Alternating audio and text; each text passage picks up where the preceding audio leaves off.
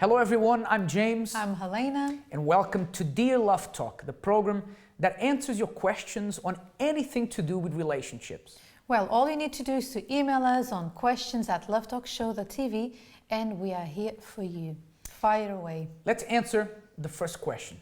Right, the first one says, "Hi guys, my boyfriend has been unemployed for 5 years. When he doesn't get a job, or when he does get a job rather, he can't keep it for more than a month. He either quits or they let him go. I tried to motivate him, but bearing the brunt of the expenditures in the relationship all this time is not easy. How can I help him?" How can you help him? Stop paying for stuff. Stop bearing the brunt of the expenditures. Let me tell you something. I know we've just had a recession and we are now, mathematically speaking, according to statistics, we are coming out of the recession. But for someone to be unemployed for 5 years is not normal. And I'm sorry, I have a few people, not many, but there are a few people who don't agree with me, but I'm just going to put it out there. It is not normal for someone to be unemployed for 5 years. And if he does get jobs and he's let go all the time within a month, or then he quits, then it's because something's not right. Either he's lazy and he arrives late for work. Who would want to keep someone who's lazy, right? I was going to say that. Either he is a slacker, he doesn't really do his best. And please, before you say, "Oh, how can you be judging my boyfriend?" I'm not judging. I'm just making an assumption based on the information you gave. And let me just say something before I pass the buck here to Elena. I'm a man.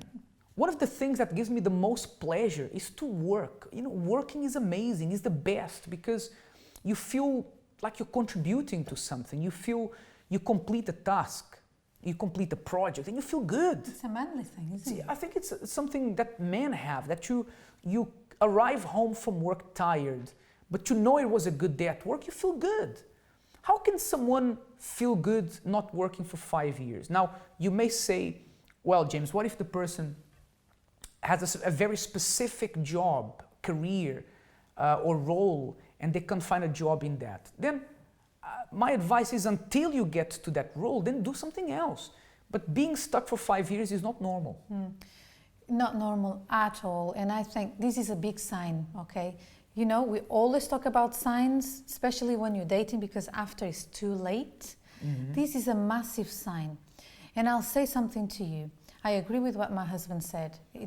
I don't know if there's laziness involved, but whatever it is not a good thing, and you can't see it. Because this is the danger of you surrendering too much too soon to a person.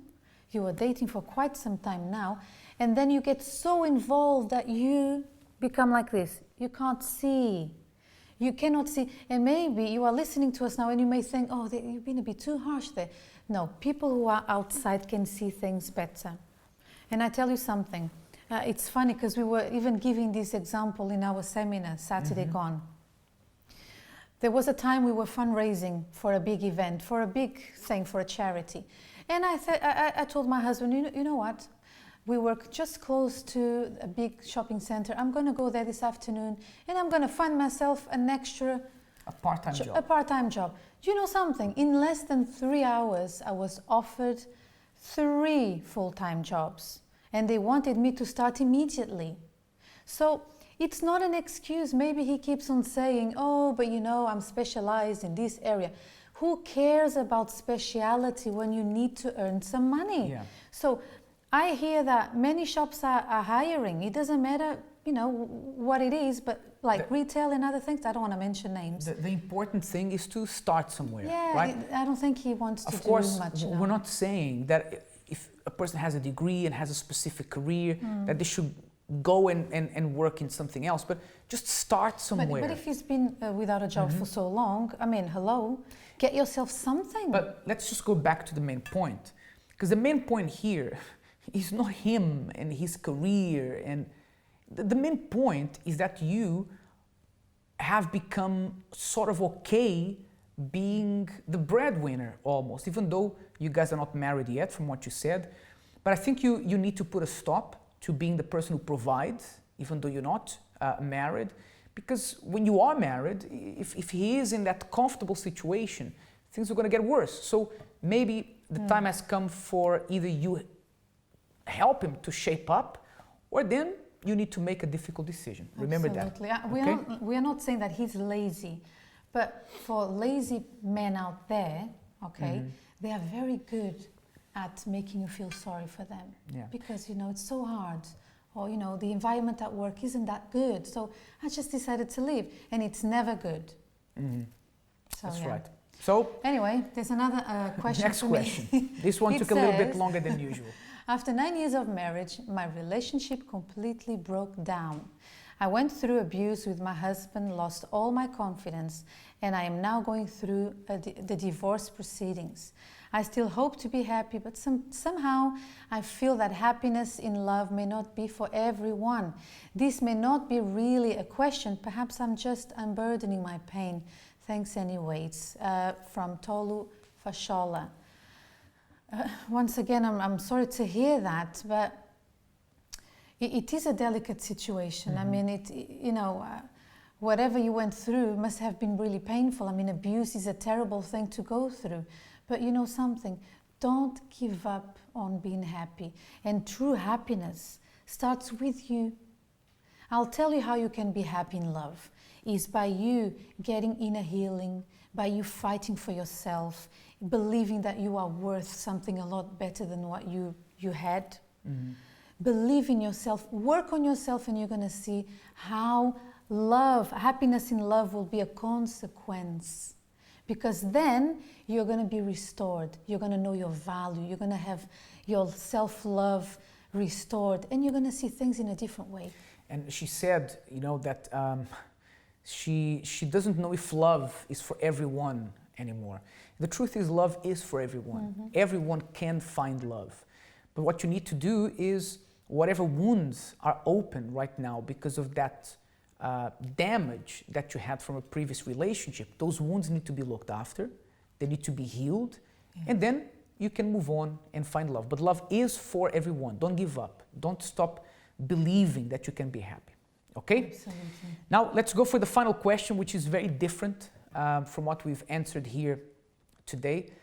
And this person says, I met a girl over the internet 4 months ago, and we are madly in love. I live in the UK, but she lives in Durban, South Africa. This is what the internet does. It connects people all over the world, right? But somehow the distance is irrelevant for us, and we want to be together. We feel we really know each other well, and we are planning to get together. Do you have any advice for our growing relationship? Yes. Let me just start by saying that, you know, with the internet being what it is today, being everywhere, on your phone, now even in your smartwatches, right? I don't know much about smartwatches, but I do believe you can get internet on smartwatches. Maybe I'm wrong. Please do send me an email saying you don't know what you're talking about smartwatches. Maybe I don't. But with the internet, you know, being on a smartwatch and a smartphone, it's inevitable that at some point the internet would play a part in bringing people together. And there have been cases where, you know, relationships have started, have blossomed, and did work for people who met over the internet. But the one advice I have to give you, and you said you met 4 months ago and things are going great, the one thing I want to say to you is take things slowly.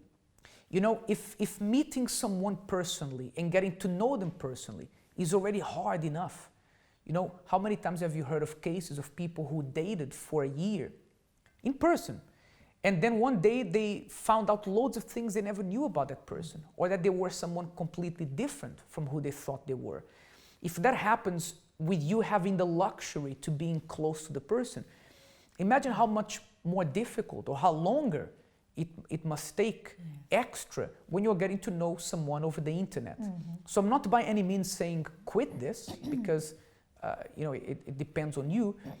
But what I am saying is, don't rush, take things extra slowly compared to any other relationship you've had, and do get to know the person. And we have to remember, Elena, that it's very easy for you to portray someone else or someone you want the person to believe you are when you are across a computer screen. Yeah, they are at their best behavior, right? They want to look good.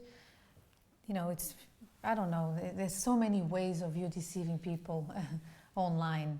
But something I also would like to advise you is that you decide to meet up as soon as possible for you to see, you know, instead of you, because you mentioned your growing relationship, that be careful with that. It's a good thing, we're happy for you, but don't get too involved before you see the person face to face.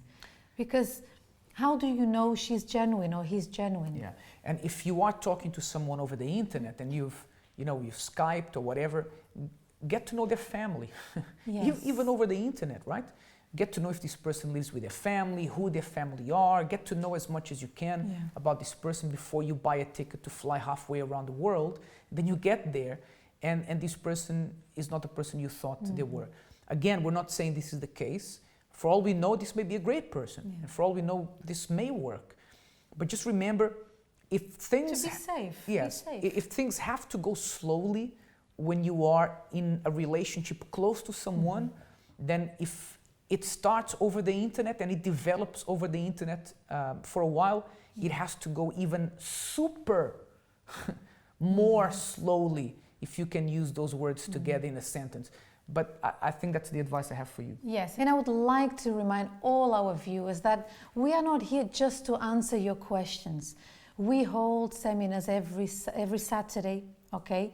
No exceptions. Every Saturday at 7 p.m. where inner healing happens. There's a lot of positive information there that helps you overcome past traumas in your relationship and so much more. So find out which is the branch closest to you by emailing us on questions@lovetalkshow.tv, okay? So that's the end of our program for today. Until next time, we hope you've enjoyed. Don't forget to subscribe to our YouTube channel, and we'll see you next time. Bye. Bye-bye.